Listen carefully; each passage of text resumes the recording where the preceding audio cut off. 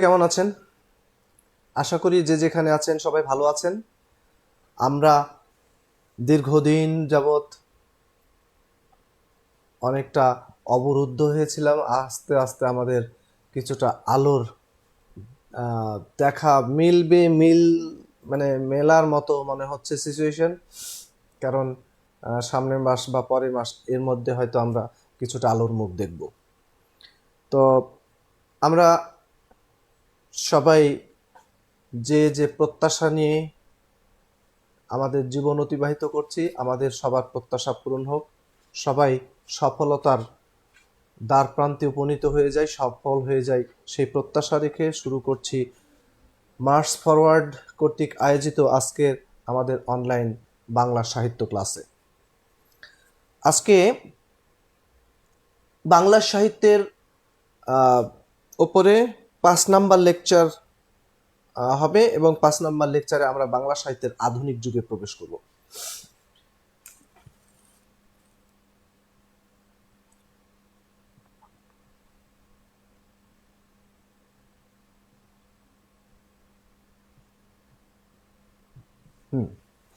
তো বাংলা সাহিত্যের আধুনিক যুগ এটা মূলত গদ্য সাহিত্যের বিকাশের যুগ।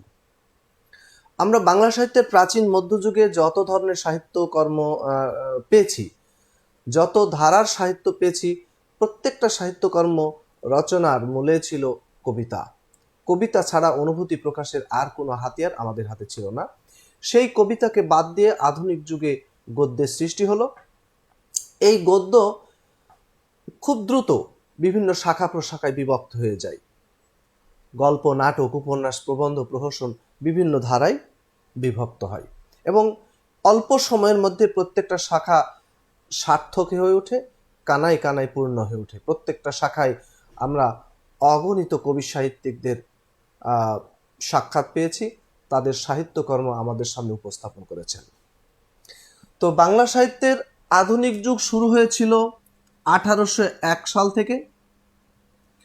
এই 1801 সাল এটা আধুনিক যুগের সূচনা।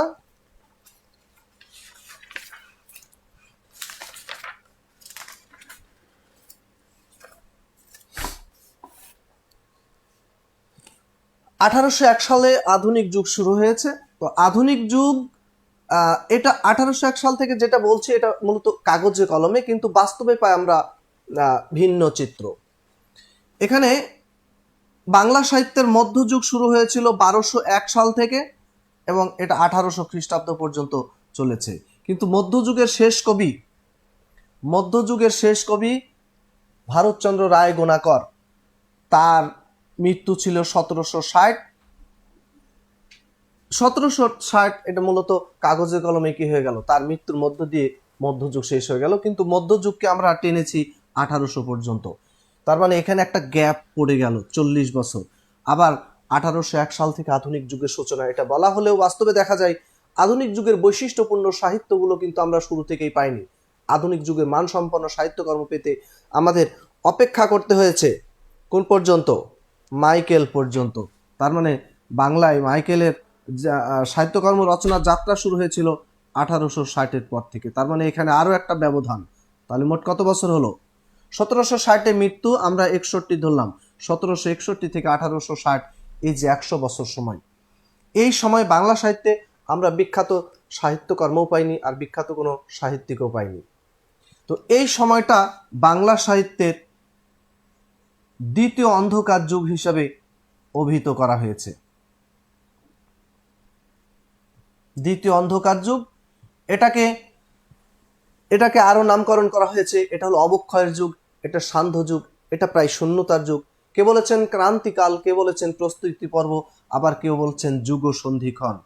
তবে এগুলোর মধ্যে সবচেয়ে বেশি যেই নামটা মার্কেট পেয়েছে সেটা হলো যুগ সন্ধিক্ষণ। তো এই যুগ সন্ধিক্ষণ, এই সময়ের মধ্যে একজন কবিকে আমরা পেয়েছিলাম যিনি ছিলেন ঈশ্বরচন্দ্র গুপ্ত। তার সাহিত্যকর্মে একদিকে যেমন আমরা মধ্যযুগের ধর্মতাত্ত্বিক বৈশিষ্ট্য পেয়েছি, আবার আরেক দিকে আধুনিক যুগের মানবতাবাদী বৈশিষ্ট্য পেয়েছি। উভয় যুগের সাহিত্যের বৈশিষ্ট্য তার সাহিত্যকর্মের মধ্যে দিয়ে প্রতিফলিত হয়েছে। এই জন্য ঈশ্বরচন্দ্র গুপ্তকে কি বলা হয়? তাকে বলা হয় যুগ সন্ধিক্ষণের কবি। তো এখানে আমরা দেখেছি যে ঈশ্বরচন্দ্র গুপ্ত থেকে সাহিত্য মোটামুটি একটা গঠিত অবস্থায় আসে, কিন্তু তার আগে আধুনিক যুগ যে শুরু হলো, আধুনিক যুগের শুরু থেকে এদেশে বিভিন্ন দেশ থেকে বিভিন্ন ধান্দাবাজরা এসেছিল মতলব নিয়ে। তাদের মধ্যে ড্যানিশ, ইংলিশ, ওলন্দাজ, পর্তুগিজ, তারা তাদের স্বার্থে তাদের প্রয়োজনে এই বাংলায় গদ্যের সূচনা করে। তো প্রথম দিকে যে প্রতিষ্ঠানগুলো এই গদ্যের বিকাশে কাজ করেছিল তাদের মধ্যে একটা প্রতিষ্ঠান ছিল শ্রীরামপুর মিশন। শ্রীরামপুর মিশন আধুনিক যুগের শুরুতে বাংলা গদ্যের বিকাশে তাদের অবদানটা প্রথম। তো শ্রীরামপুর মিশন এটা কাদের মিশন? শ্রীরামপুর মিশন এটা ছিল খ্রিস্টান। কোন দেশীয়?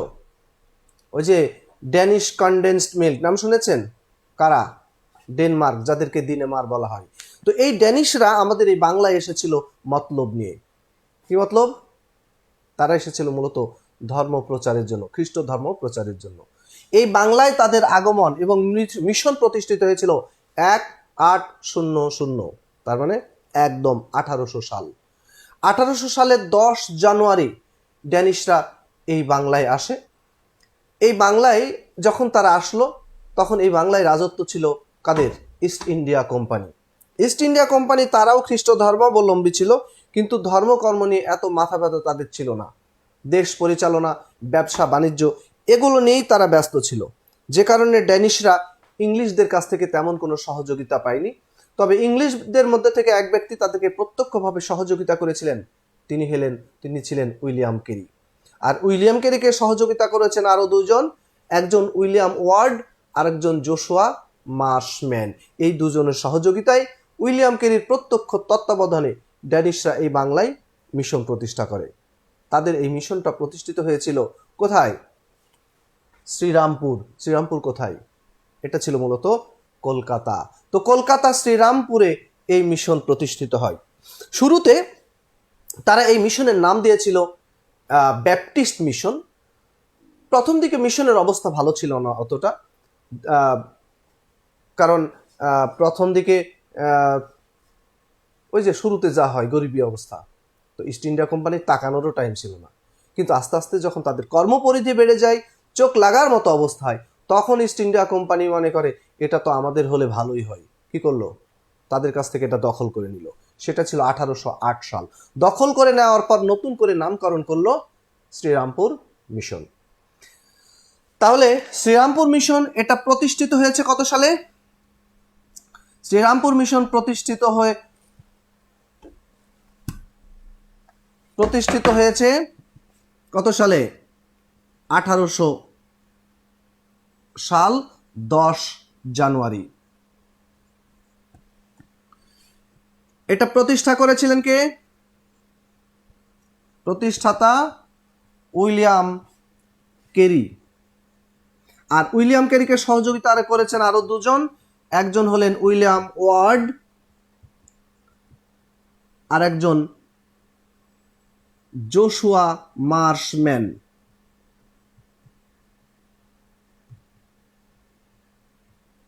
উইলিয়াম ওয়ার্ড ও জোশুয়া মার্শম্যানের সহযোগিতায় উইলিয়াম কেরির প্রত্যক্ষ তত্ত্বাবধানে ড্যানিশরা এখানে মিশন প্রতিষ্ঠা করে।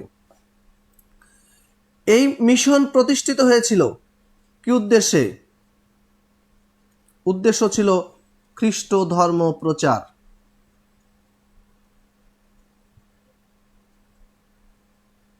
কোথায় প্রতিষ্ঠিত হয়েছিল? শ্রীরামপুর। শ্রীরামপুরটা কোথায়? কলকাতা। তো কলকাতা শ্রীরামপুরে তাদের মিশন প্রতিষ্ঠা হয়। তো শুরুতে যখন এই মিশন প্রতিষ্ঠা করে তখন নাম কি ছিল? শুরুতে নাম ছিল ব্যাপটিস্ট মিশন।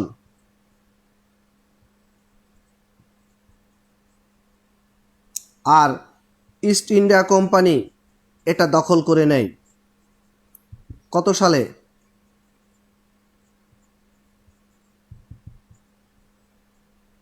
1808 সাল। আর তারপর তারা নতুন করে নামকরণ করে কি?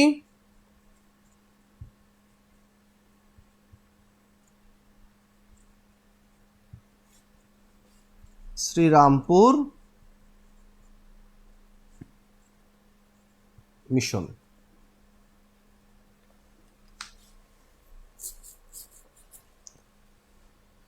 ঠিক আছে,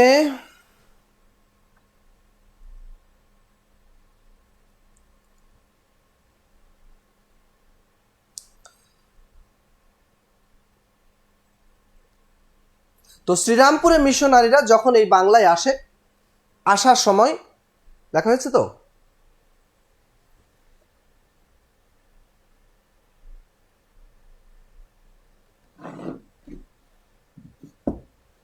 তারা আসার সময় কি করেছে?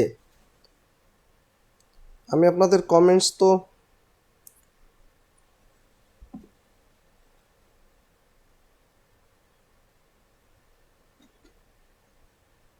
দেখতে পাচ্ছি না তো। আচ্ছা, আসার সময় একটা মেশিন এনেছিল। কি মেশিন বলেন তো? ধর্ম মানে মুদ্রণ যন্ত্র, বই বই ছাপানোর মেশিন। যেহেতু ধর্ম প্রচারের জন্য তারা এই বাংলায় আসছে, এই জন্য ধর্ম প্রচারের জন্য ছোট ছোট লিফলেট, পুস্তিকা এগুলো প্রকাশ করবে, মানুষকে দিবে, মানুষ পড়বে, ধর্মান্তরিত হবে। তার আগেই বাংলা অক্ষরের নকশা খোদাই করেছিলেন কে? নকশা খোদাই করেছিলেন পঞ্চানন কর্মকার। কার নির্দেশে? Charles Wilkins. তো চার্লস উইলকিন্সের নির্দেশে পঞ্চানন কর্মকার বাংলা অক্ষরের যে নকশা খোদাই করেছিলেন, সেই খোদাইকৃত বাংলা অক্ষর দিয়ে এই তারা যে ছাপাখানা আনলো, সেখান থেকেই প্রথম বাংলা ছাপার অক্ষরে আমরা বই পেলাম। সেটা কখন, কত সাল ছিল? 1800 সাল। এই শ্রীরামপুর মিশন ছাপাখানা থেকে প্রথম বই যেটা বের হলো সেটা ছিল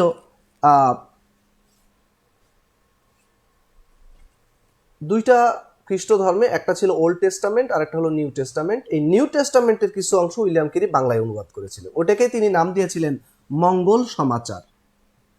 মঙ্গল সমাচার। তাহলে মঙ্গল সমাচারটা কি? এটা হলো বাইবেলের নিউ টেস্টামেন্টের আংশিক অনুবাদ, যেটা শ্রীরামপুর মিশন ছাপাখানা থেকে প্রথম বাংলা ছাপার অক্ষরে প্রকাশিত হয়েছে। তাহলে কি? বাইবেলের নিউ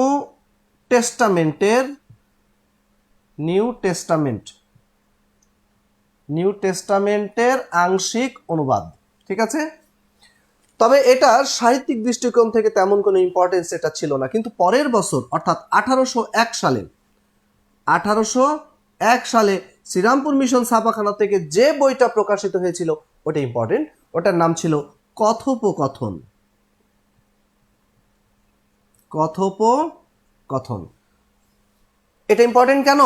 এটা ছিল বাংলা ছাপার অক্ষরে মুদ্রিত, বাংলা ছাপার অক্ষরে মুদ্রিত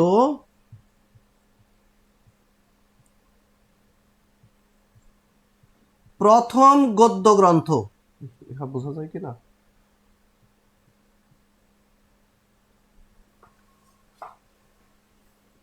ঠিক আছে, বাংলা ছাপার অক্ষরে মুদ্রিত প্রথম গদ্য গ্রন্থ হলো কথোপকথন। এটা ইম্পর্টেন্ট, মাথায় রাখবেন। আর এই দুটো গ্রন্থ কে লিখেছেন? দুটো গ্রন্থের রচয়িতা উইলিয়াম কেরি। তো দুটোই কি হয়েছে? শ্রীরামপুর মিশন ছাপাখানা থেকে প্রথম প্রকাশিত হয়েছে। তার মানে আজকে বাংলা ছাপার অক্ষরে আমরা যত বই দেখছি, এই বই প্রকাশের প্রথম কৃতিত্বটা কাদের? এই শ্রীরামপুরের মিশনারিদের। তো শ্রীরামপুর মিশন ছাপাখানা থেকে প্রায় 40টির মতো লেখাজোকা এখান থেকে প্রকাশিত হয়েছিল। তাদের এর সবগুলো তো আর দরকার নাই, আরেকটা ইম্পর্টেন্ট তথ্য আপনাদের মাথায় রাখতে হবে। সেটা হলো 1818 সালে এই শ্রীরামপুর মিশন ছাপাখানা থেকে দুইটা পত্রিকা প্রকাশিত হয়। একটার নাম হলো দিগদর্শন, আর একটার নাম হলো সমাচার দর্পণ।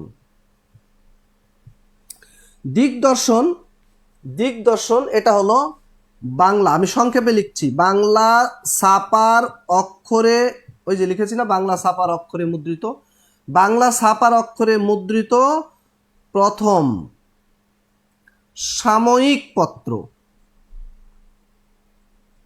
বাংলা ছাপার অক্ষরে মুদ্রিত প্রথম সাময়িক পত্র দিগদর্শন, আর বাংলা ছাপার অক্ষরে মুদ্রিত প্রথম পত্রিকা বা সংবাদপত্র হলো সমাচার দর্পণ। কি হলো? বাংলা ছাপার অক্ষরে মুদ্রিত প্রথম সাময়িক পত্র দিগদর্শন, আর বাংলা ছাপার অক্ষরে মুদ্রিত প্রথম পত্রিকা সমাচার দর্পণ। দিগদর্শন এটা প্রকাশিত হয়েছিল এপ্রিল মাসে, আর সমাচার দর্পণ এটা মে মাসে। দিগদর্শন এটা ছিল মাসিক, আর সমাচার দর্পণ এটা ছিল সাপ্তাহিক। সমাচার দর্পণ এটা সাপ্তাহিক। এ দুটো পত্রিকা যে প্রকাশিত হয়েছিল কার সম্পাদনায়? দুটো পত্রিকারই সম্পাদক ছিলেন জন ক্লার্ক মার্শম্যান।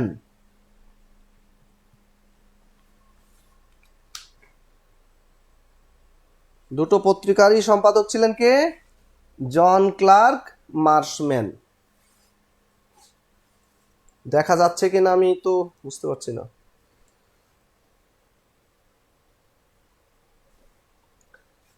তাহলে কি হলো? দিগদর্শন 1818 সালে দুইটা পত্রিকা প্রকাশিত হয়, একটা দিগদর্শন আর একটা সমাচার দর্পণ। দিগদর্শন এটি ছিল বাংলা ছাপার অক্ষরে মুদ্রিত প্রথম সাময়িক পত্র, আর সমাচার দর্পণ এটি ছিল বাংলা ছাপার অক্ষরে মুদ্রিত প্রথম পত্রিকা। দিগদর্শন এপ্রিল মাসে, সমাচার দর্পণ মে মাসে। কত সালে? 1818 সালে। দিগদর্শন এটা ছিল মাসিক, আর সমাচার দর্পণ ছিল সাপ্তাহিক। সম্পাদক ছিলেন ওই যে জোশুয়া মার্শম্যান। এই জোশুয়া মার্শম্যানের ছেলে জন ক্লার্ক মার্শম্যান, তিনি এই দুটো পত্রিকা সম্পাদনা করেন।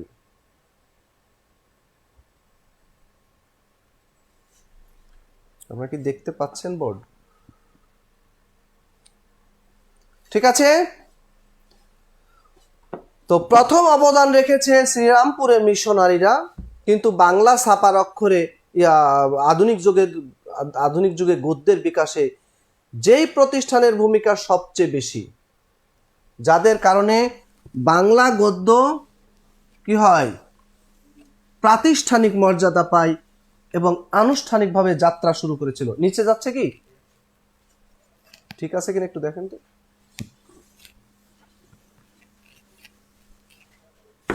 ঠিক আছে, এই লাইনটা কি দেখা যায়? ওকে, ঠিক আছে। সেই প্রতিষ্ঠান হলো ফোর্ট উইলিয়াম কলেজ।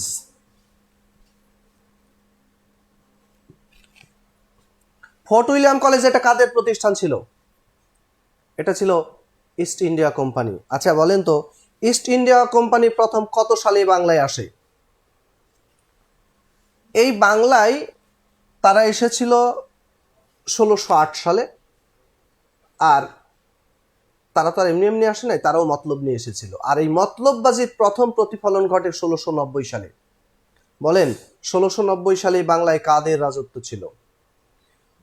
1690 সালে তখন ছিল ইস্ট ইন্ডিয়া মোগল সাম্রাজ্য ছিল। তখন মোগল সম্রাট ছিলেন সম্রাট আওরঙ্গজেব।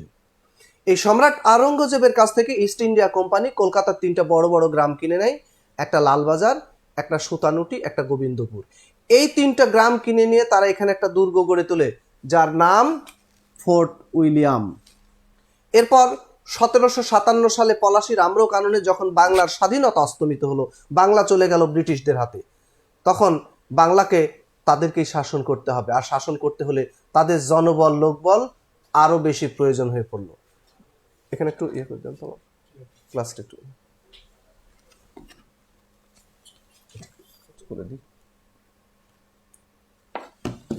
খুলে দিই।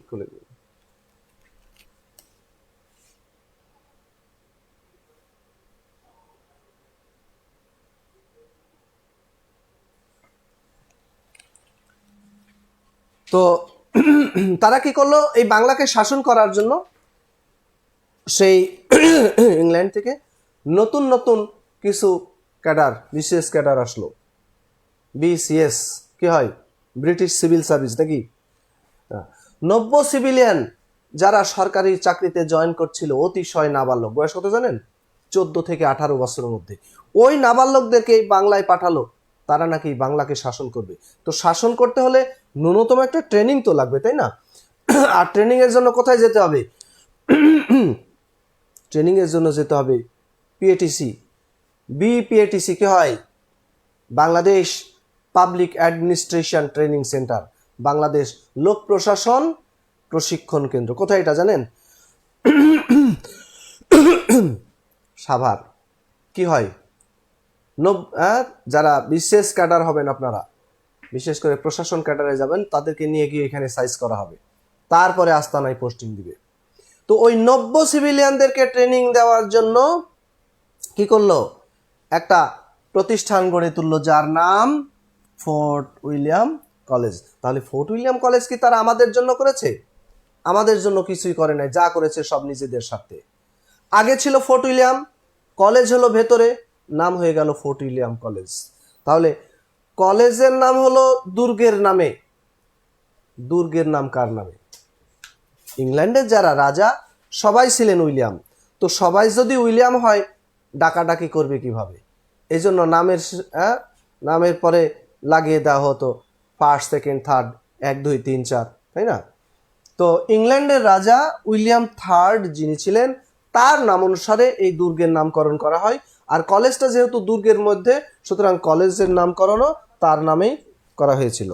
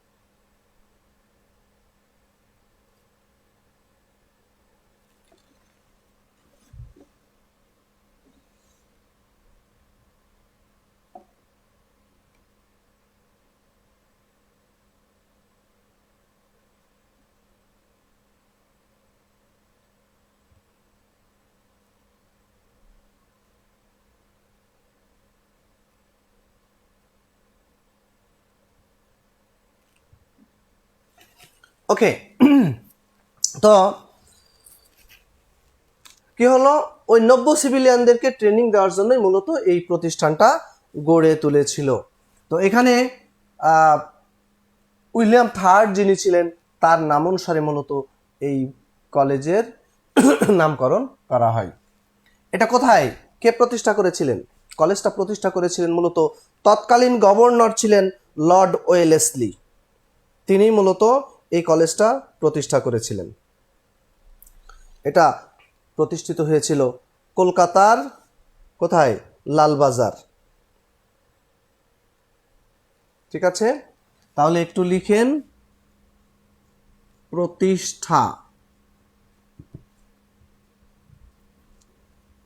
প্রতিষ্ঠাতা,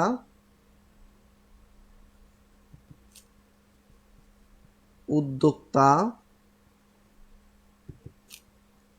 স্থান,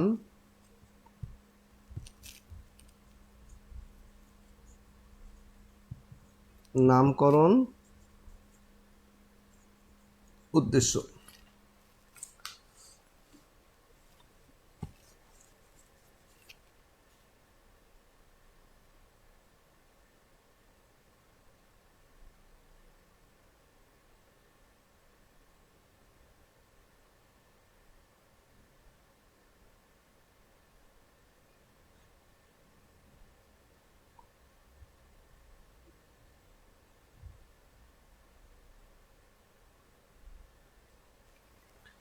প্রতিষ্ঠা এটা ছিল 1800 সাল 4 মে।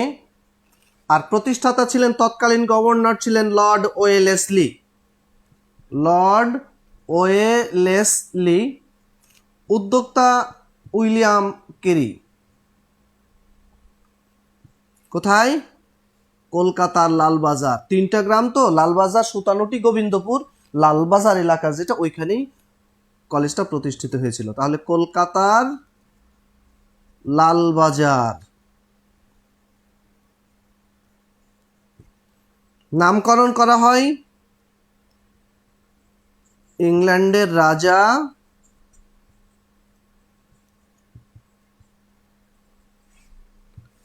উইলিয়াম থার্ড এর নামে। উইলিয়াম থার্ড এর নামে।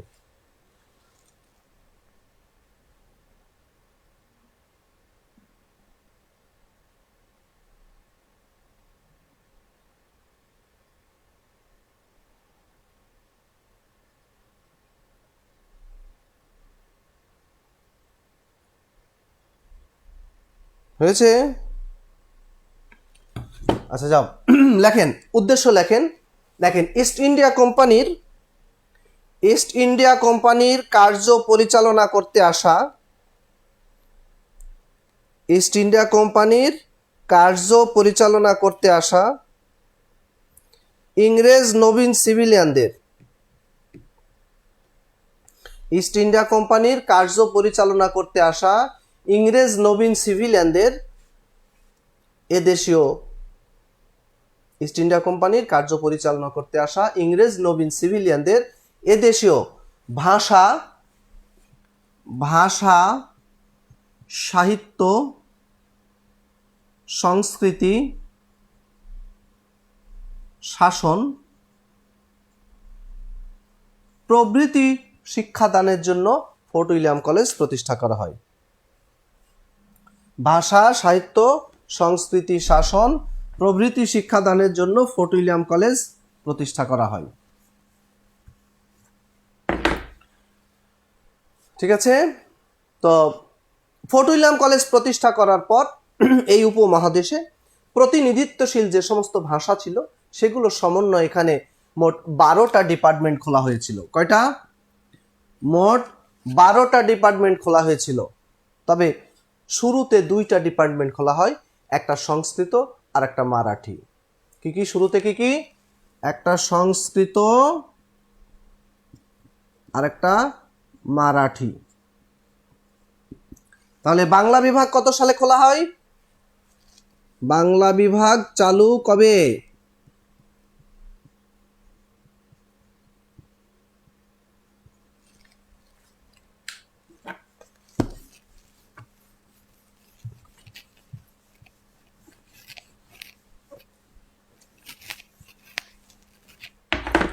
বাংলা বিভাগ চালু হয় 1801 সাল। কত তারিখ? ফোর্ট উইলিয়াম কলেজ প্রতিষ্ঠিত হয়েছিল 1800 সালের 4 মে, কিন্তু কার্যক্রম শুরু হয় 24 নভেম্বর। 24 কত সালের? 18 সালের 24 নভেম্বর। ঠিক 1 বছর পর, অর্থাৎ 1801 সালের 24 নভেম্বর বাংলা বিভাগ খোলা হয়। 1801 সালের 24 নভেম্বর প্রথম কার্যক্রম দিবসে বাংলা বিভাগ খোলা হলো। এখন একটা ডিপার্টমেন্ট ওপেন করা তো আর চারটিখানি কথা না। একটা ডিপার্টমেন্ট ওপেন করতে কি লাগবে? ডিপার্টমেন্টের একজন হেড লাগবে, টিচার লাগবে, বই পুস্তক লাগবে, সিলেবাস তৈরি করতে হবে। সব কি আগে থেকে রেডি? কিছুই রেডি নাই। তাহলে একটা ডিপার্টমেন্ট খোলা হলো। তাহলে প্রথম কাজ হবে ডিপার্টমেন্টের একজন হেড নিয়োগ দেওয়া। তো বাংলা বিভাগের যে হেড, তাকে কি বলা হতো? অধ্যক্ষ। বাংলা বিভাগের হেড হতে গেলে তো বিখ্যাত কোনো বাঙালি পণ্ডিতকেই হতে হবে না? কে হয়েছিলেন? কে হয়েছিলেন? বলেন, কে হয়েছিলেন? বাংলা বিভাগের head William Carey. William Carey তো 1793 সালে ইংল্যান্ড থেকে যাত্রা শুরু করেছেন জাহাজে। 6 মাসে এসেছেন। আর ওই 6 মাসে জাহাজে যারা বাঙালি খালাসি ছিল তাদের কাছে তিনি বাংলা শিখে ফেলেন, আর তিনি হলেন বাংলা বিভাগের অধ্যক্ষ। ওইখানে তিনি কি করতেন? ওইখানে তিনি ছিলেন পাদুকা নির্মাতা, জুতার কারিগর, যাকে খাঁটি বাংলায় কি বলবেন? হ্যাঁ, মুচি নাকি? আর এখানে এসে তিনি হয়ে গেলেন অধ্যক্ষ। এবার বাংলা বিভাগের টিচার লাগবে। বাংলা বিভাগের টিচারদেরকে কি বলা হতো? পণ্ডিত। বাংলা বিভাগে যারা পণ্ডিত, হ্যাঁ, তারা কয়জন ছিলেন? মোট পণ্ডিত ছিলেন 8 জন। তো বাংলা বিভাগ চালু হয় 1801 সালে। 1801 সাল থেকে শুরু করে 1815 সাল, এটা ছিল বাংলা বিভাগের সবচেয়ে গৌরবোজ্জ্বল অধ্যায়। যদিও বাংলা বিভাগ তথা ফোর্ট উইলিয়াম কলেজ 1854 সাল পর্যন্ত তাদের কার্যক্রম অব্যাহত রেখেছিল। 1854 সালের আগে বেশ কিছু প্রতিষ্ঠান তৈরি হয়, শেষ পর্যন্ত দেখা যায় ফোর্ট উইলিয়াম কলেজ ছাত্র শূন্য হয়ে পড়ে এবং ফোর্ট উইলিয়াম কলেজের গুরুত্ব আস্তে আস্তে কমে যায়। তখন কি করলো? 1854 সালে ফোর্ট উইলিয়াম কলেজ আনুষ্ঠানিকভাবে বন্ধ ঘোষণা করা হয়। কিন্তু এই দীর্ঘ সময়ের মধ্যে 1 থেকে 15 এটাই ছিল বাংলা বিভাগের সবচেয়ে গৌরবোজ্জ্বল অধ্যায়, সবচেয়ে ভালো সময়। এই কারণে এই সময়কে বলা হয়ে থাকে বাংলা বিভাগের স্বর্ণযুগ। কি বলা হয়? বাংলা বিভাগের স্বর্ণযুগ। আর একটা বলা হয় ফোর্ট উইলিয়াম পর্ব। কি বলা হয়? একটা হলো বাংলা বিভাগের স্বর্ণযুগ, আর একটা হলো ফোর্ট উইলিয়াম পর্ব। এই প্রথম 15 বছরকে বলা হয়ে থাকে। তো এই সময়ের মধ্যে বাংলা বিভাগ থেকে মোট 14টি গ্রন্থ প্রকাশিত হয়। কতটা? 14টি গ্রন্থ প্রকাশিত হয়েছে। এই 14টা গ্রন্থ কারা রচনা করেছেন? বাংলা বিভাগের যারা পণ্ডিত তারাই এই 14টি গ্রন্থ রচনা করেন, এই 8 জন পণ্ডিত মিলে। তো এখানে 8 জন পণ্ডিত এবং 14টা গ্রন্থ থেকে কিছু কিছু নাম আপনাদের শিখতে হবে। একটা নাম লেখেন।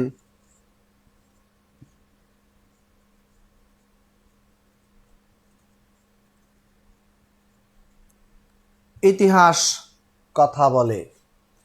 তো ইতিহাস কথা বলে এটা কি কোনো গ্রন্থের নাম? না। ইতিহাস কথা বলে এখান থেকে আমরা 2টা গ্রন্থের নাম উদ্ধার করব। একটা হলো ইতিহাস মালা,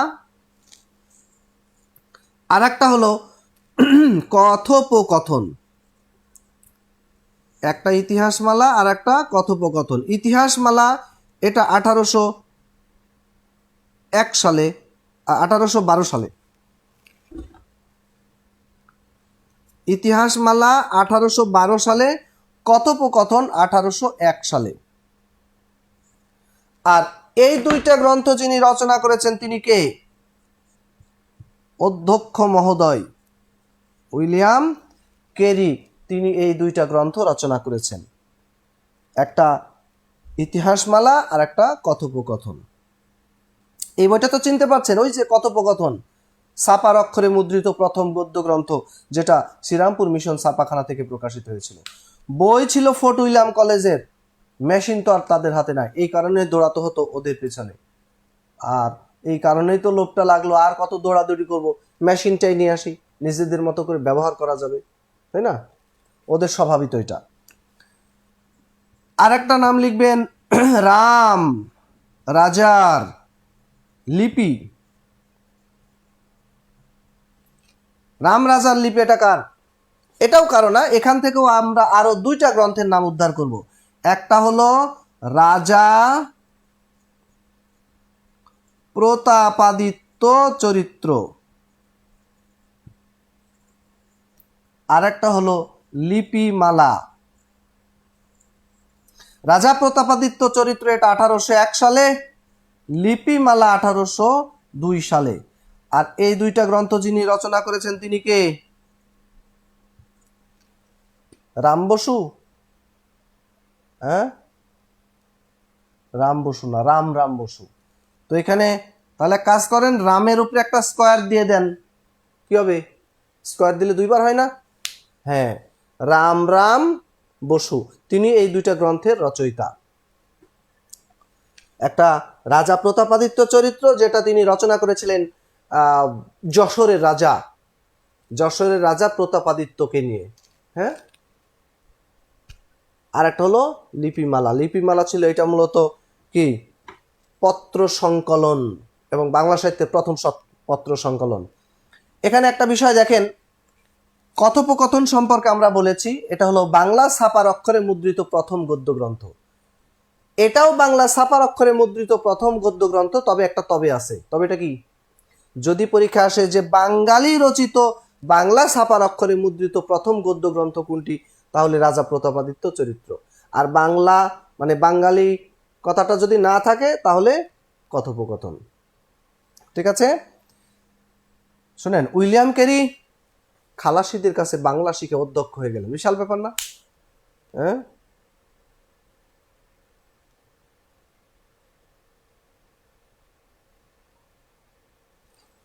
ঠিক আছে। তো কিন্তু খালাসিদের কাছে আর কতই বাংলা শিখেছেন? ওই যে রাস্তাঘাটে বই পাওয়া যায় না, 21 দিন ইংরেজি শিক্ষা, এরকম কিছু বাংলা শিখেছিলেন খালাসিদের কাছে। আসলে উইলিয়াম ক্যারি বাংলা শেখার ক্ষেত্রে ওস্তাদ ধরেছিলেন কাকে? এই রাম রাম বসুকে। তার কাছ থেকেই মূলত উইলিয়াম ক্যারি কাগজে কলমে বাংলা শিখেছিলেন। এই জন্য তাকে বলা হয়ে থাকে ক্যারি সাহেবের মুন্সি। কি বলা হয়? ক্যারি সাহেবের মুন্সি বলা হয় এই রাম রাম বসুকে। ঠিক আছে, তাহলে রাম রাম বসুকে বলা হয় ক্যারি সাহেবের মুন্সি। অবশ্য ক্যারি সাহেবের মুন্সি নামে একটা উপন্যাস আছে যেটা লিখেছেন প্রমথনাথ বিশি। ওকে, তো বাংলা বিভাগে যে 8 জন পণ্ডিত ছিলেন তাদের মধ্যে শ্রেষ্ঠ পণ্ডিত ছিলেন কে? মৃত্যুঞ্জয় বিদ্যালঙ্কার। মৃত্যুঞ্জয় বিদ্যালঙ্কার, তিনি হলেন বাংলা বিভাগের শ্রেষ্ঠ পণ্ডিত এবং বাংলা বিভাগের সর্বাধিক গ্রন্থ রচয়িতা। কয়টা বই লিখেছেন তিনি? 32। সিংহাসনে বসে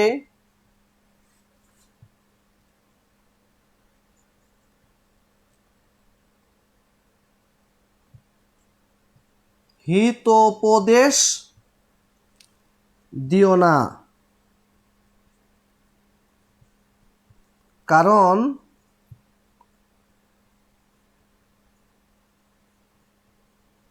প্রবোধ রাজা বেদান্ত বোঝেন। এখানে মৃত্যুঞ্জয় বিদ্যালঙ্কারের বইগুলো আছে। কয়টা বই রচনা করেছেন তিনি? টোটাল বই হলো 14টা। তার মধ্যে মৃত্যুঞ্জয় রচনা করেছেন একটা 32 সিংহাসন, আর একটা হিতোপদেশ, আর একটা প্রবোধ চন্দ্রিকা, একটা রাজা বলি, আর একটা বেদান্ত চন্দ্রিকা। এই কয়টা হলো? 1 2 3 4 5, এই 5টি গ্রন্থের রচয়িতা মৃত্যুঞ্জয় বিদ্যালঙ্কার।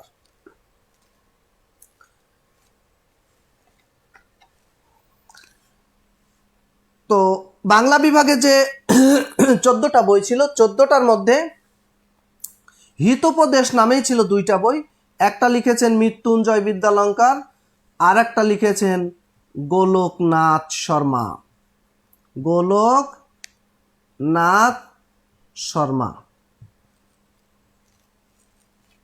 2টা বই হিতোপদেশ মানে হিতোপদেশ নামে 2 জন বই রচনা করেছেন। আর একটা গ্রন্থের নাম লিখবেন তোতা ইতিহাস। তোতা ইতিহাস, এটা লিখেছেন চণ্ডী চরণ মুন্সি। চণ্ডীচরণ মুন্সি তিনি লিখেছেন তোতা ইতিহাস। তো 1815 সাল এটা ছিল স্বর্ণযুগের সর্বশেষ বছর। আর এই 1815 সালে সর্বশেষ যে গ্রন্থটা মানে স্বর্ণযুগের সর্বশেষ যে গ্রন্থটা প্রকাশিত হয়েছিল সেটার নাম ছিল পুরুষ পরীক্ষা। পুরুষ পরীক্ষা, আবার কেমন পরীক্ষা? হ্যাঁ, এটা লিখেছেন হরপ্রসাদ কে?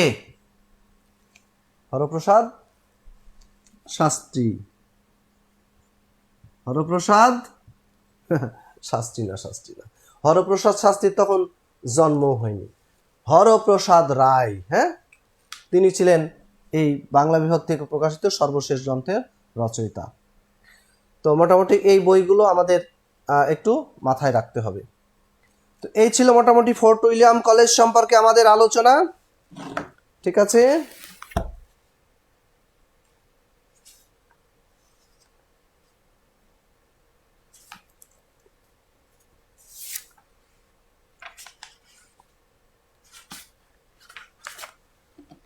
ওকে।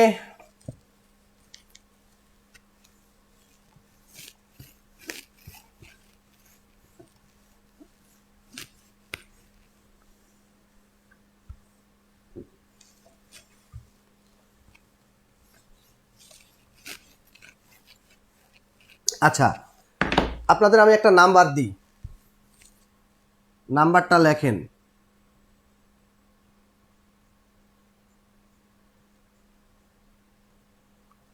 বারো, 20, 24, 38।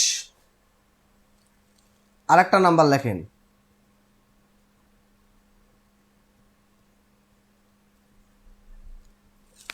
কি আপনাদের সাথে কথা হচ্ছে, তো শুধু আমি শুনছি, আমি বলছি আপনারা শুনছেন, তো আপনাদের কথা শুনতে হবে না? একটা নাম্বার থাকলে কেমন হয়, কি বলেন?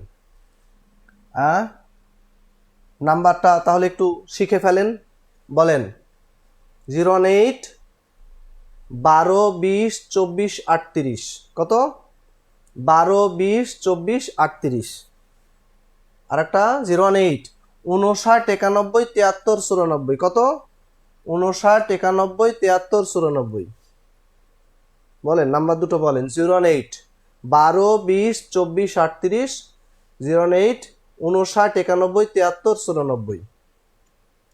বলেছেন নাম্বার দুটো?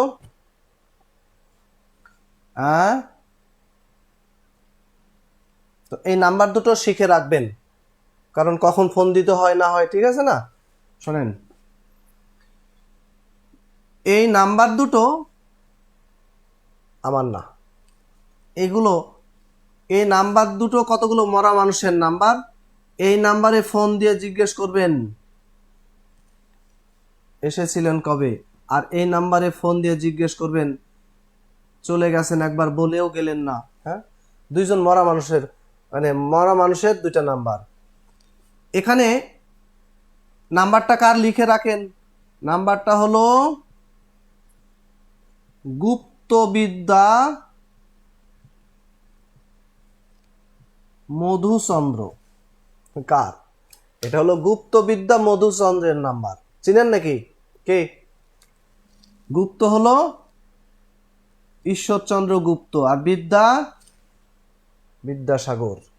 মধু মাইকেল মধুসূদন দত্ত, আর চন্দ্র বাঁকাচাঁদ বঙ্কিমচন্দ্র। তো এখানে 018 যা বুঝাই বুঝাক, আমরা বুঝে নিব আমাদের মতো। কি বুঝবো? 1800 সাল।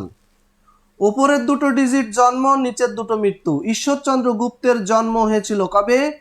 1812 সালে জন্ম, 1859 সালে মৃত্যু। বিদ্যাসাগরের জন্ম কবে? বিদ্যাসাগর এসেছেন 1820, চলে গেছেন 1891। মাইকেল এসেছেন 1824, চলে গেছেন 1873। আর চন্দ্রকে? বঙ্কিমচন্দ্রের আগমন ঘটেছিল 1838, আর প্রস্থান হলো 1894। দুটো মোবাইল নাম্বার, 4 জন লেখকের জন্ম মৃত্যু। পরীক্ষায় এরকম টাইপের প্রশ্ন আসে, বিদ্যাসাগরের জন্ম মৃত্যু সাল কোনটি সঠিক? 4টা অপশন দিয়ে দিল, আপনাকে বেছে নিতে হবে। তো আলাদা আলাদা শেখার চেয়ে এরকম মোবাইল নাম্বারের মাধ্যমে এই নাম্বারগুলো শিখে ফেলবেন, তাহলে সহজেই মনে থাকে। কারণ আমরা একটা মোবাইল নাম্বারে তুষ্ট এরকম পাবলিক খুব কম। কত মোবাইল নাম্বার আমরা জানি, তাই না?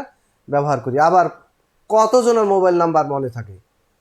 এই নাম্বারগুলো তাদের মধ্যে সংযোগ, মানে তাদের মধ্যে অন্তর্ভুক্ত করবেন, কারণ এগুলো পরীক্ষায় আসতে পারে কিন্তু আপনার নাম্বার জীবনে পরীক্ষায় আসবে না। ঠিক আছে? তাহলে ঈশ্বরচন্দ্র গুপ্ত, ঈশ্বরচন্দ্র বিদ্যাসাগর, মাইকেল মধুসূদন দত্ত এবং বঙ্কিমচন্দ্র চট্টোপাধ্যায়। উপরের দুটো ডিজিট জন্ম, নিচের দুটো মৃত্যু। সবারই জন্ম মৃত্যু 1800 সালে। তাহলে 1812-তে জন্ম, 1859-এ মৃত্যু। নাম্বারগুলো শিখে রাখবেন। প্রথমে আসি ঈশ্বরচন্দ্র গুপ্ত।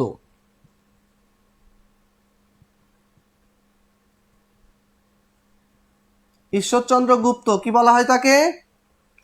তাকে বলা হয় যুগ সন্ধিক্ষণের কবি। আমরা দেখেছি যুগ সন্ধিক্ষণ বলতে কোন সময়টাকে বোঝানো হয়। 1761 থেকে 1860, তাই না? এই সময়টাকে বলা হয় কি? এই সময়টাকে বলা হয় দ্বিতীয় অন্ধকার যুগ। আমরা দেখলাম, তাই না?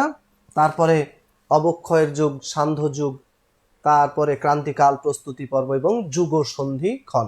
তো এই কারণে এই সময়ের মধ্যে একজন কবিকে আমরা বিখ্যাত পেয়েছি, তিনি হলেন ঈশ্বরচন্দ্র গুপ্ত। এই জন্য ঈশ্বরচন্দ্র গুপ্তকে কি বলা হয়? যুগ সন্ধিক্ষণের কবি।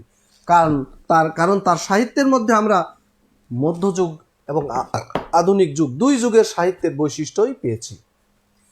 তো ঈশ্বরচন্দ্র গুপ্ত, তাকে আমরা চিনি মূলত তার কবিতাগুলোর মধ্য দিয়ে। তার বিখ্যাত কতগুলো কবিতা আছে। আপনাকে বড় বলে বড় সেই নয়, লোকে যারে বড় বলে বড় সেই হয়। কি নাম? বড় কে। আর একটা বিখ্যাত কবিতা তপসে মাস, তপসে মাস। আর একটা হলো স্বদেশ। আর একটা হলো বাঙালি মেয়ে। বাঙালি বানানটা কিন্তু লয়ে রস্বইকার, বাট এখানে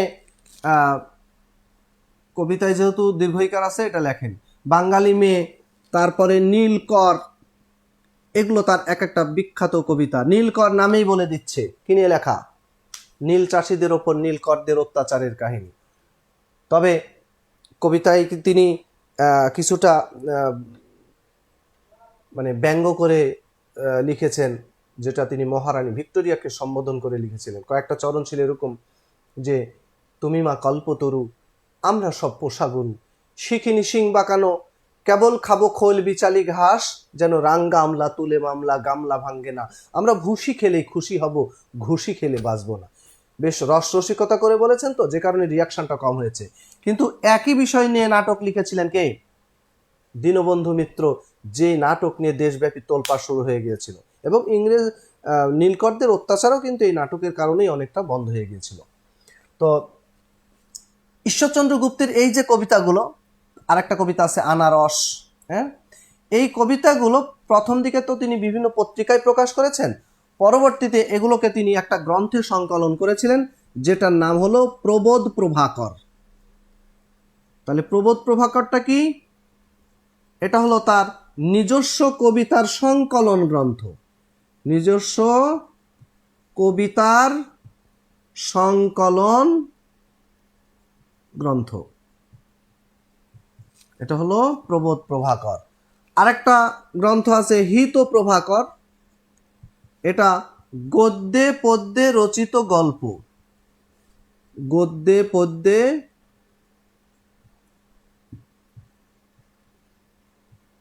তাহলে হিত প্রভাকরটা কি?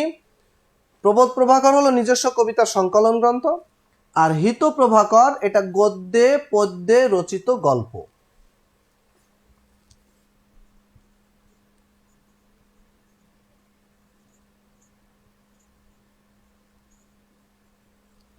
বোধেন্দু বিকাশ, এটা তার নাটক। বোধেন্দু বিকাশ এটা নাটক।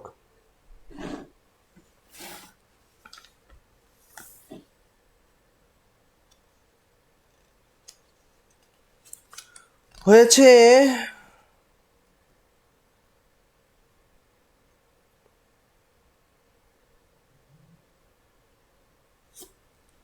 আচ্ছা, ঈশ্বরচন্দ্র গুপ্তের যে কবি প্রতিভা, এটা বিকশিত হয়েছিল মূলত তার পত্রিকাগুলোর মধ্য দিয়ে। তিনি 5টা পত্রিকা সম্পাদনা করেন: সংবাদ প্রভাকর, সংবাদ সাধুরঞ্জন, পাষণ্ড পীড়ন, সংবাদ রত্নাবলী, সংবাদ ভাস্কর। তবে এগুলোর মধ্যে একটা পত্রিকা বিখ্যাত, যেটার নাম কি? সংবাদ প্রভাকর। কেন বলেন তো পত্রিকাটা কেন বিখ্যাত? এটা ছিল মূলত বাংলা ভাষার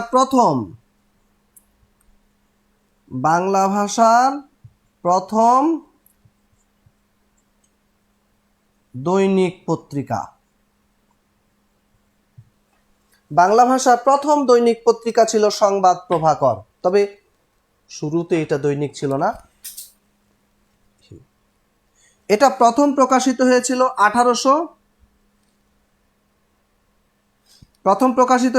1831 সালে। এটা তখন ছিল সাপ্তাহিক, কিন্তু 1839 সালে গিয়ে এটা দৈনিক পত্রিকায় রূপ লাভ করে। 1831 সালে প্রথম যখন প্রকাশিত হয় তখন ছিল সাপ্তাহিক, আর 1839 সালে এটা দৈনিক পত্রিকায় রূপ লাভ করে।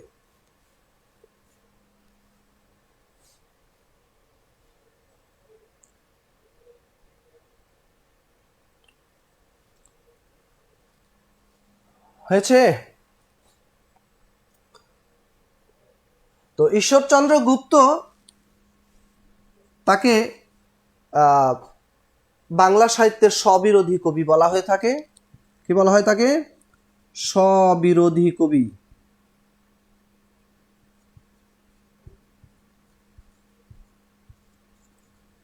তার লেখালেখির মধ্যে দেশপ্রেম এটা খুব স্পষ্ট ছিল। এই জন্য ঈশ্বরচন্দ্র গুপ্তের শিষ্য ছিলেন বঙ্কিম। বঙ্কিম তাকে উপাধি দিয়েছেন খাঁটি বাঙালি।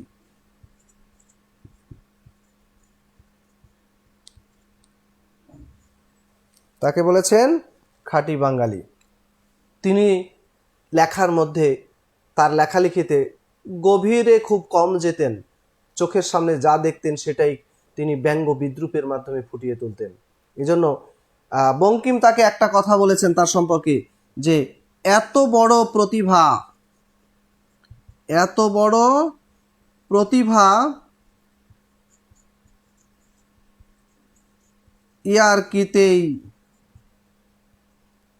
ইয়ার্কিতেই ফুরাইয়া গেল। কে বলেছেন এটা? এটা বঙ্কিম বলেছেন যে এত বড় প্রতিভা ইয়ার্কিতেই ফুরাইয়া গেল। মানে সবকিছু তিনি কি ইয়ার্কির ছলে, তামাশার ছলে এগুলো বলতেন। এই জন্য এই কথাটা বলেছিলেন। ঈশ্বরচন্দ্র গুপ্তকে বলা হয়ে থাকে বাংলার জেনাস।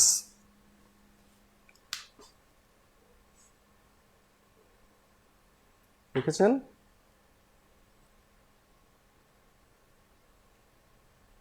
তাকে বলা হয়ে থাকে ভ্রমণকারী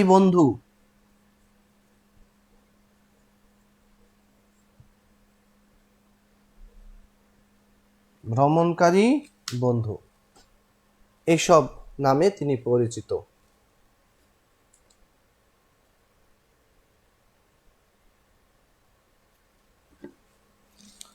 ওকে, এবার লেখেন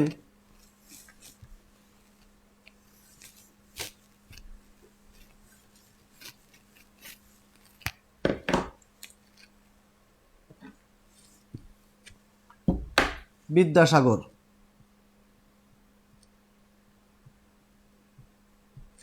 ঈশ্বরচন্দ্র বিদ্যাসাগর, তিনি কি জন্মসূত্রে বিদ্যাসাগর? না। ঈশ্বরচন্দ্র বিদ্যাসাগর এটা তিনি সংস্কৃত কলেজ থেকে পেয়েছিলেন। সংস্কৃত কলেজ থেকে মাত্র 19 বছর বয়সে। তাহলে তার জন্ম হলো 1820, 19 বছর বয়সে, তার মানে কি 1839 সালে। কত? 1839 সালে সংস্কৃত কলেজ থেকে তাকে এই উপাধি দেওয়া হয়। তবে তার পারিবারিক পদবি ছিল বন্দ্যোপাধ্যায়। কি ছিল? বন্দ্যোপাধ্যায়। যদিও তিনি সবসময় নিজের নামটা স্বাক্ষর করতেন শ্রী ঈশ্বরচন্দ্র শর্মা। তার মানে বিষয়টা কি দাঁড়াচ্ছে? এটা সংস্কৃত কলেজ থেকে দেওয়া, এটা বাবার দেওয়া, আর এটা নিজের দেওয়া। নিজেরটাই বেশি পছন্দ করতেন, এটাই তিনি সব জায়গায় লিখতেন। তার সমস্ত সাহিত্যকর্মে শ্রী ঈশ্বরচন্দ্র শর্মা নামে তিনি স্বাক্ষর করতেন। ঠিক আছে। তো বিদ্যাসাগর বাংলা সাহিত্যে প্রথম মৌলিক গদ্যের সূচনা করেছেন, এই জন্য তাকে বলা হয়ে থাকে বাংলা গদ্যের জনক। বাংলা গদ্যের জনক। আর বাংলা সাহিত্যে তিনি প্রথম বিরাম চিহ্নের প্রবর্তন করেছেন, এজন্য তাকে বলা হয়ে থাকে বাংলা বিরাম চিহ্নের প্রবর্তক। বাংলা জ্যোতি চিহ্ন বা বিরাম চিহ্নের প্রবর্তক বলা হয়ে থাকে। রবীন্দ্রনাথ তার সম্পর্কে একটা মন্তব্য করেছেন যে তিনি হলেন বাংলা ভাষার প্রথম যথার্থ শিল্পী। বাংলা ভাষার প্রথম যথার্থ শিল্পী। কে বলেছেন এটা? রবীন্দ্রনাথ। তিনি তাকে বলেছেন বাংলা ভাষার প্রথম যথার্থ শিল্পী। তো বিদ্যাসাগর একটা পত্রিকা সম্পাদনা করেছিলেন যেটার নাম ছিল সর্বশুভকরী। সর্বশুভকরী পত্রিকা। ঈশ্বরচন্দ্র বিদ্যাসাগরের পত্রিকার নাম কি? সর্বশুভকরী পত্রিকা। তো বিদ্যাসাগর সারা জীবন যে সাহিত্য সাধনা করেছেন, তার এই সাহিত্য কর্মগুলো ছিল মূলত 4 ধরনের। আর এই 4 ধরনের সাহিত্যকর্মের সন্ধান মিলবে বিদ্যাসাগরের ছেলে। বলেন তো, অনিমেষ নামটা লিখতে কয়টা অক্ষর লাগে? 4টা না? এই 4 অক্ষরের মধ্য দিয়ে বিদ্যাসাগরের 4 ধরনের লেখালেখির হদিস মিলবে। সরেয়তে অজগর নাকি?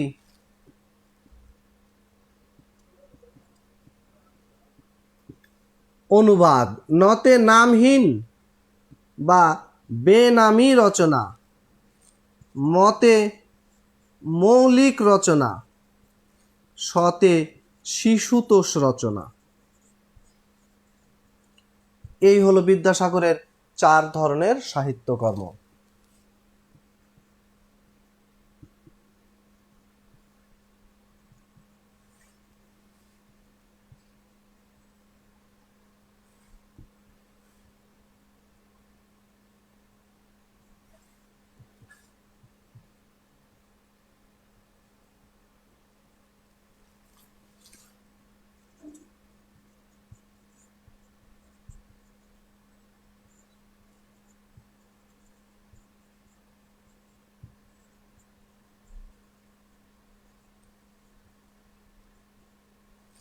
কি হলো?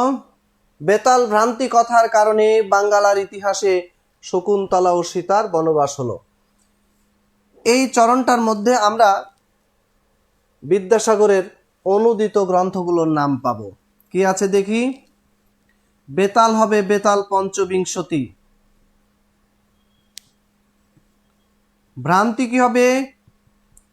ভ্রান্তি বিলাস। কথার সাথে মালা, কথামালা। বাঙ্গালার ইতিহাস, শকুন্তলা, সীতার বনবাস। এই 6টা, 3, 3, 6, এই 6টা হলো তার অনুদিত গ্রন্থ। অনুদিত মানে কি? তিনি বিভিন্ন ভাষার বিখ্যাত গ্রন্থ থেকে এগুলো বাংলায় অনুবাদ করেছেন। তো বেতাল পঞ্চবিংশতি এই গ্রন্থটা তিনি অনুবাদ করেছেন হিন্দি ভাষার একটা বিখ্যাত গ্রন্থ বৈতাল 25 থেকে। বৈতাল 25, আর এটা লিখেছেন হিন্দি ভাষার কবি লাল্লুজি। তার মানে লাল্লুজির বৈতাল 25 থেকে বিদ্যাসাগর অনুবাদ করলেন বেতাল পঞ্চবিংশতি।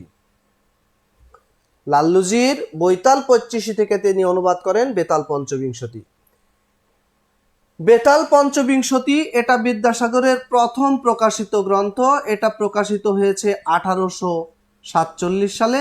আর এখানেই তিনি প্রথম জ্যোতিচিহ্ন বা বিরাম চিহ্নের প্রবর্তন করেন।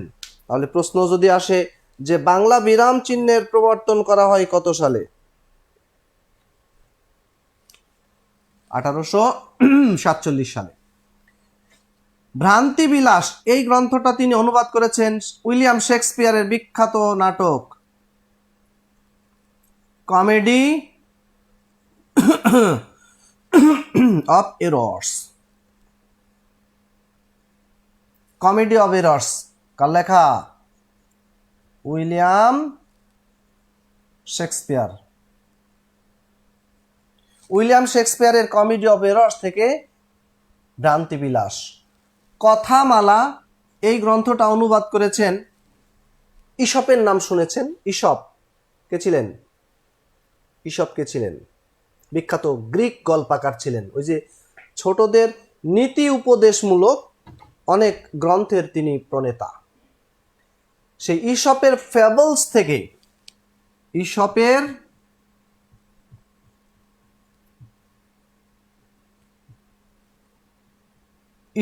ফেবলস থেকে তিনি অনুবাদ করেছেন কথামালা।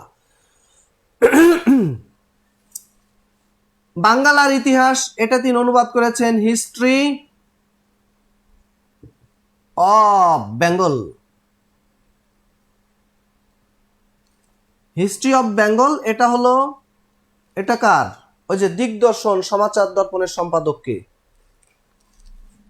জে.সি. মার্শম্যান। জন ক্লার্ক মার্শম্যানের হিস্ট্রি অফ বেঙ্গল থেকে তিনি অনুবাদ করেছেন বাঙ্গালার ইতিহাস। শকুন্তলা এটা অনুবাদ করেছেন বিখ্যাত সংস্কৃত নাটক অভিজ্ঞান শকুন্তলম। এটা লিখেছেন মহাকবি কালিদাস। কোন ভাষার কবি ছিলেন তিনি? কালিদাস সংস্কৃত ভাষার কবি। এই কালিদাসের অভিজ্ঞান শকুন্তলম থেকে তিনি অনুবাদ করলেন শকুন্তলা। আর সীতার বনবাস এটা দুইটা গ্রন্থ থেকে অনুবাদ করেছেন। একটা হলো রামায়ণ, একটা হলো রামায়ণ, আর একটা হলো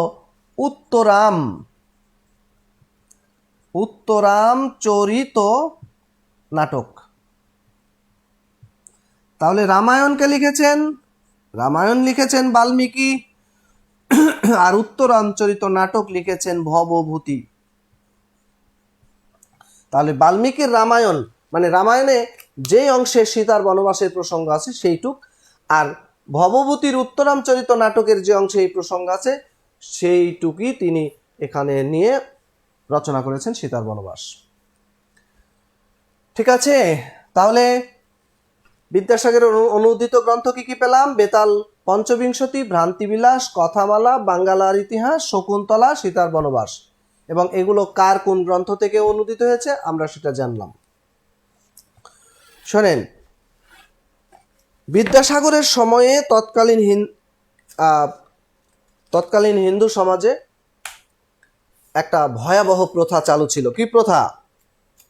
সতীদাহ প্রথা। যে প্রথায় পতি মারা গেলে জীবন্ত সতী পত্নীকে তার সাথে দাহ করা হতো। এই প্রথা বিলুপ্ত হয়েছিল কবে? এই প্রথা কবে বিলুপ্ত হয়? 1829 সালে। কে করেছিলেন? এই প্রথা বিলুপ্ত করেছিলেন রাজা রামমোহন রায়, আর সহযোগী ছিলেন লর্ড উইলিয়াম বেন্টিং। এই লর্ড উইলিয়াম বেন্টিং আর রাজা রামমোহন রায়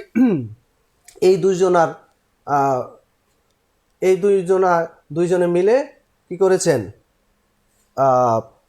সতীদাহ প্রথা উচ্ছেদ করেন। কিন্তু সতীদাহ প্রথা উচ্ছেদের সাথে সাথে, বিলুপ্তির সাথে সাথে নতুন করে আর একটা প্রথা মাথা চাড়া দিয়ে ওঠে। কি? বিধবা বিবাহ। সেটা কি চালু নাকি নিষিদ্ধ? অবশ্যই নিষিদ্ধ। কারণ যে সমস্ত বিধবাকে কি করা হলো না, দাহ করা হলো না, তাদের জন্য নতুন আইন হলো তাদেরকে আর দ্বিতীয়বার বিয়ে দেওয়া হবে না। তার মানে কি হলো? বিধবা বিবাহ বন্ধ হয়ে গেল। মানে নতুন করে আর এক দহন শুরু হলো।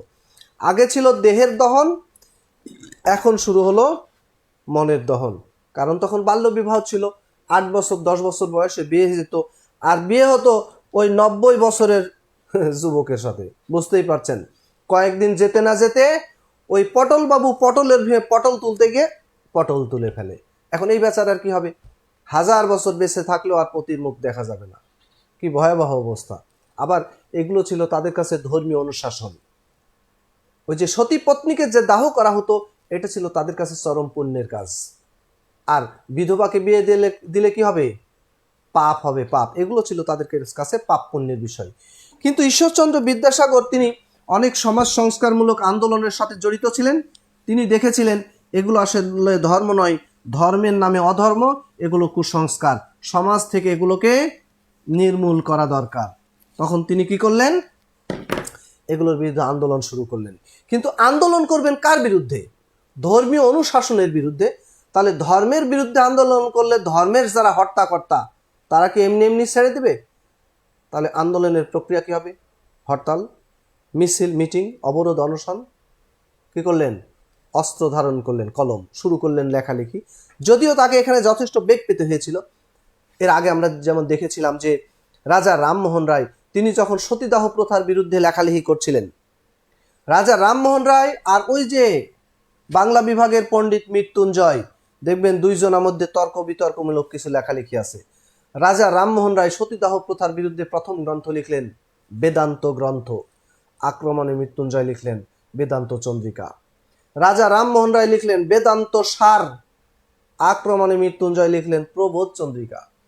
রাজা রামমোহন রায় দেখলেন এভাবে হবে না, ওষুধ কিছু দেওয়া দরকার। পরে লিখলেন পথ্য প্রদান, মানে ওষুধ দিলাম। বিদ্যাসাগর যখন আবার লেখালেখি শুরু করলেন, তার বিরুদ্ধে আর তা আবার কি করলেন? তারা উঠে পড়ে লাগলেন। কিন্তু বিদ্যাসাগর তার এত কাঁচা জিনিস না, তিনি কি করলেন? নিজের নাম গোপন করলেন, ছদ্মনামে, বেনামে ওই সমস্ত পণ্ডিতদেরকে খোঁচা মেরে কতগুলো গ্রন্থ রচনা করলেন, যেগুলো তার বেনামি রচনা। প্রথম একটা গ্রন্থ লিখলেন ডোজ কিছু দিলাম, যা দিলাম অতি অল্পই দিলাম। কি লিখলেন? অতি অল্প হইল। তো তিনি যখন এই গ্রন্থ লিখলেন তারা আরো বেশি ক্ষিপ্ত হয়ে গেল। তারা দেখলো, তখন বিদ্যাসাগর দেখলেন যে এই অল্প ডোজে কাজ হবে না, এবার হাই পাওয়ারের ডোজ লাগবে। তখন তিনি কি দিলেন? আবার অতি অল্প হইল। এইভাবে একের পর এক ডোজ দিতে থাকলেন। লিখলেন ব্রজবিলাস, লিখলেন রত্ন পরীক্ষা, রত্ন পরীক্ষা। তো এগুলো ছিল বিদ্যাসাগরের কি, কোন ধরনের রচনা? বেনামি রচনা। বেনামি কেন? নিজের নাম দেননি। তবে নাম দেননি বলে যে ফাঁকা মাঠে গোল দিয়েছেন তা কিন্তু না, তিনি ছদ্মনাম ব্যবহার করেছিলেন। প্রথম 3টা গ্রন্থ তিনি রচনা করেছিলেন কৈশ্যচিত, উপযুক্ত, ভাইপোষ্য। কৈশ্যচিত, উপযুক্ত, ভাইপোষ্য। আর রত্ন পরীক্ষা, এটা তিনি এখানে তিনি উত্তরটা দিয়ে দিয়েছেন।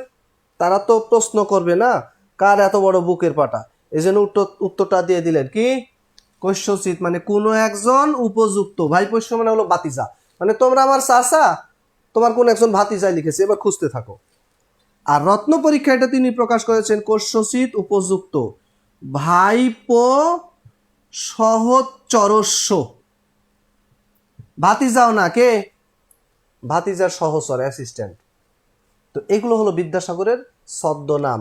তিনি এই সমস্ত ছদ্মনামে গ্রন্থ রচনা করতেন। আর একটা ছদ্মনাম ছিল কৈশ্যচিত তত্ত্বান্বেষীন, তত্ত্বান্বেষীন। এই ছিল তার 3টা ছদ্মনাম। একটা হলো কৈশ্যচিত উপযুক্ত ভাইপোষ্য, একটা কৈশ্যচিত উপযুক্ত ভাইপো, কৈশ্যচিত উপযুক্ত ভাইপো সহচরস্য, আর একটা হলো কৈশ্যচিত তত্ত্বান্বেষীন। এই 3টা তার ছদ্মনাম। তো বিদ্যাসাগর যখন এভাবে একের পর এক লিখে যাচ্ছিলেন, ওই বিরোধী দল দেখলো যে না, এই লোকের পেছনে আর ছোটাছুটি করে লাভ নাই, তাকে আর কোনোভাবে থামানো যাবে না। তারা হাল ছেড়ে দিল। আর বিদ্যাসাগরও দেখলেন হ্যাঁ এইবার কাজ হয়েছে, এখন আর আমাকে নাম গোপন করার দরকার নাই, এখন নাম দিয়েই লেখা যাবে। তবে কিছুটা প্রস্তাব আকারে, সেটা হলো ওই যে সমস্ত বিষয় নিয়ে তিনি আন্দোলন করছিলেন, যে বিধবা বিবাহ যেটা বন্ধ ছিল ওটা চালু করা যায় কিনা, বহু বিবাহের প্রচলন আছে ওটা বন্ধ করা উচিত কিনা, এই সংক্রান্ত কতগুলো গ্রন্থ লিখলেন যেগুলো তার মৌলিক রচনা।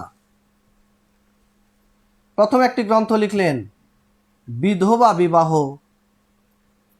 বিধবা বিবাহ প্রচলিত হওয়া উচিত কি না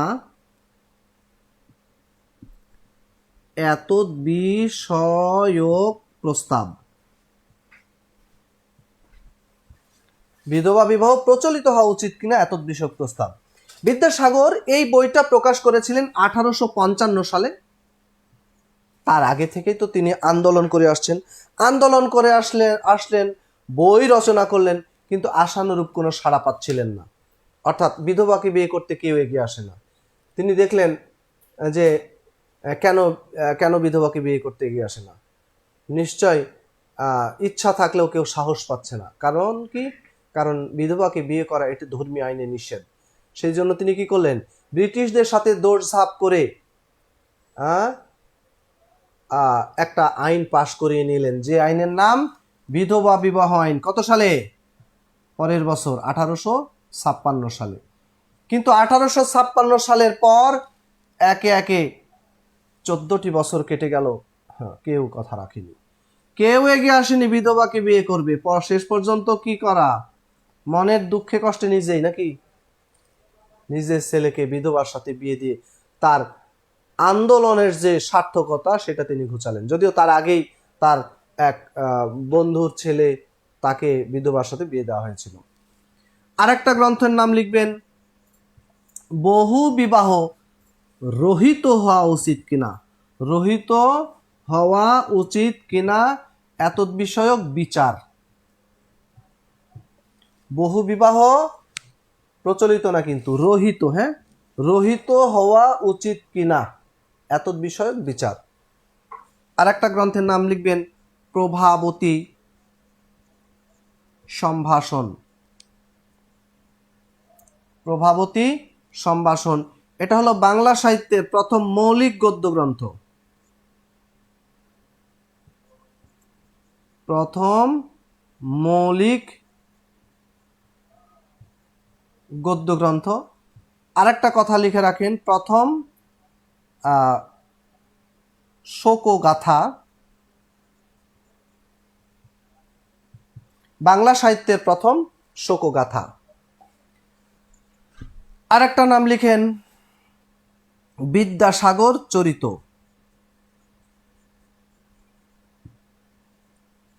বিদ্যাসাগর চরিত, অথবা এটা লিখেন আত্মচরিত। এটা তার আত্মজীবনীমূলক গ্রন্থ।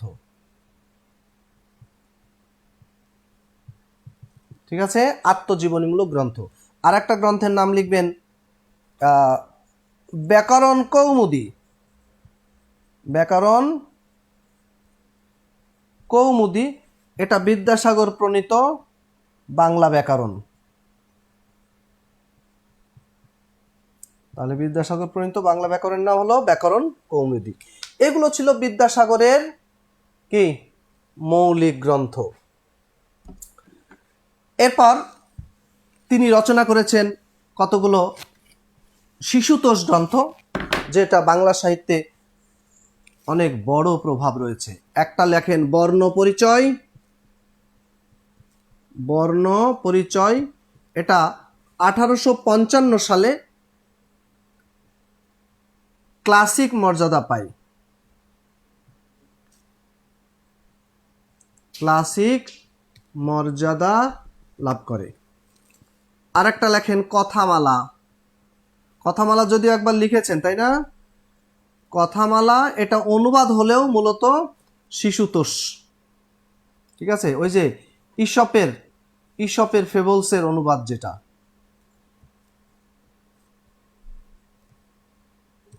ঈশপের ফেবলস থেকে। আর একটা গ্রন্থের নাম লিখেন বোধোদয়। বোধোদয়। আর একটা নাম লেখেন শব্দমঞ্জরি। শব্দমঞ্জরি এটা হলো অভিধান। বিদ্যাসাগর প্রণীত বাংলা অভিধান। ঠিক আছে।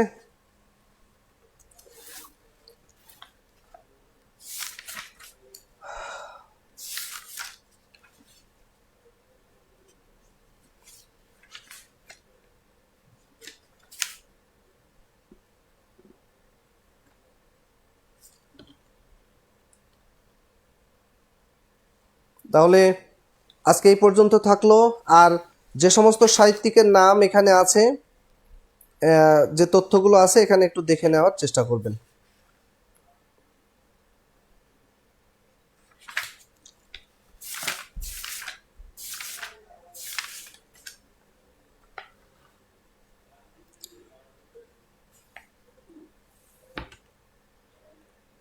তো ঠিক আছে, কারো কোনো প্রশ্ন থাকলে কমেন্টসে লিখবেন, পরে এগুলো নিয়ে কথা বলবো।